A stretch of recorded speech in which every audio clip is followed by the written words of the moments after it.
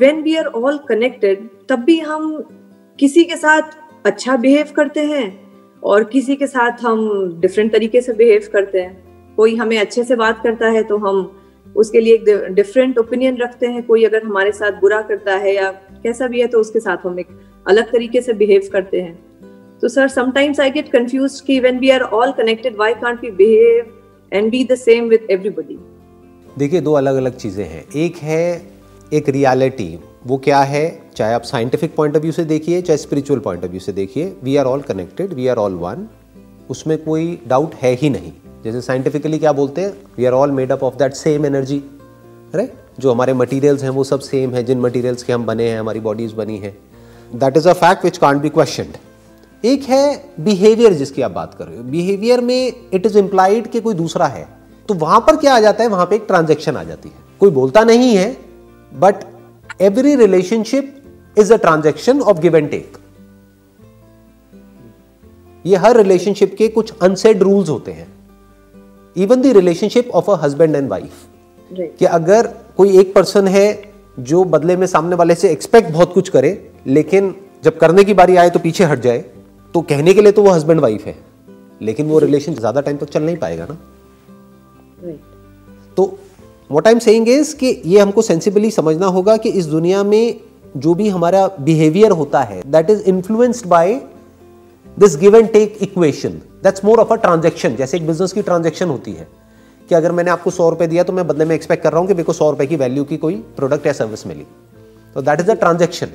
ऐसे ही एक ट्रांजैक्शन होती है फ्रेंड्स के बीच में, रिलेटिव्स के बीच में, सबके बीच में। और फ्रेंड्स का मतलब ये नहीं है कि फ्रेंड्स मैंने बोल दिया तो उसकी कोई सब कैटेगरीज नहीं है। फ्रेंड्स भी अलग अलग तरह के होते हैं।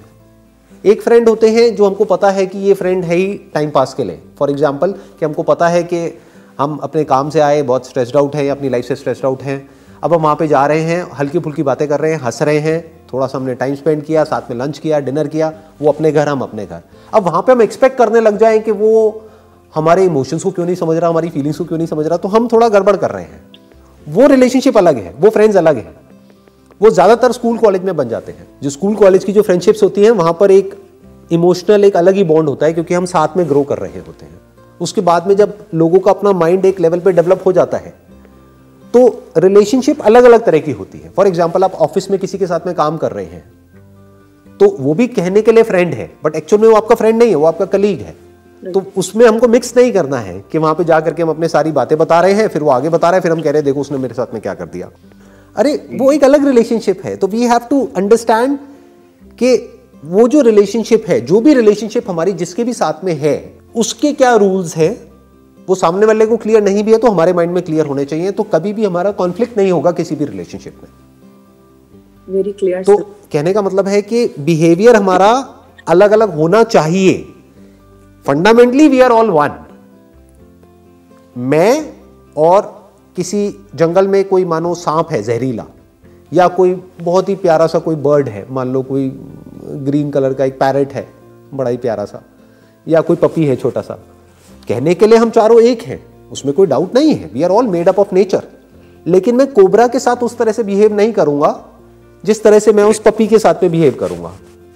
राइट। तो ये हमको देखना पड़ेगा कि बिहेवियर कहां पर कैसा रखना है। लोग भी कुछ कोबरा की तरह होते हैं, तो इसलिए मैंने इशारे में बात कही है, मैंने क्लियर नहीं बोली है ना। कुछ होते हैं जहरीले होते हैं, तो उनसे थोड़ा उसी तरह से बिहेव करना पड़ेगा। अब आप कहोगे नहीं वी आर वन, तो वो तो उसका तो काम ही वही है, मतलब वो तो प्रॉब्लम क्रिएट करेगा ही आपके लिए। उसका तो नेचर बेसिकली सामने वाले के नेचर के हिसाब से हमें अपने आपको राइट। हाँ, देखना पड़ेगा कि वो जो रिलेशनशिप है उसकी क्या इक्वेशन है।